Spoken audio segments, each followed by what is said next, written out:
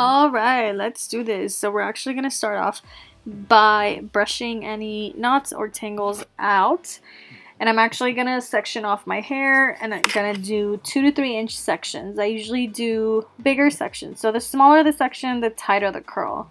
I'm using a 1.25, so 1.25 inch curling iron. And I'm going to start off by curling away from my face. Anything that's around the face, you always want to curl away from your face.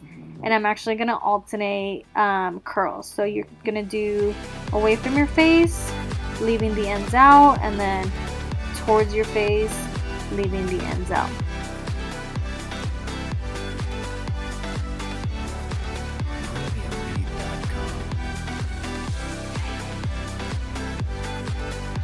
Okay, so this is me showing you guys with real time, no fast forward at all, so you guys can get an idea of how long it takes me to do my whole head, which will probably take me about 20-30 minutes max. As you can see, I am gonna alternate, so away from my face, towards my face. This one is towards my face, and you always want to curl the root first, let go, curl a little more, let go, and then curl a little more, leaving the end out. So also, just remember, my hair is really thick and it holds curl really well, and that's the reason why I don't leave the curling iron that long. And I usually will touch my hair to see how hot it is. If your hair is thinner, you obviously want to lower the temperature a little more.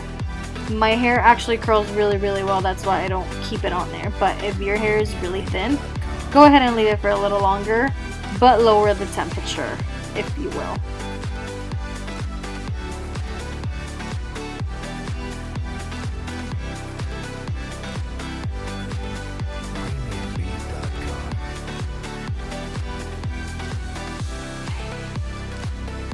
Now, getting closer to the top, I actually went ahead and used my 1-inch wand.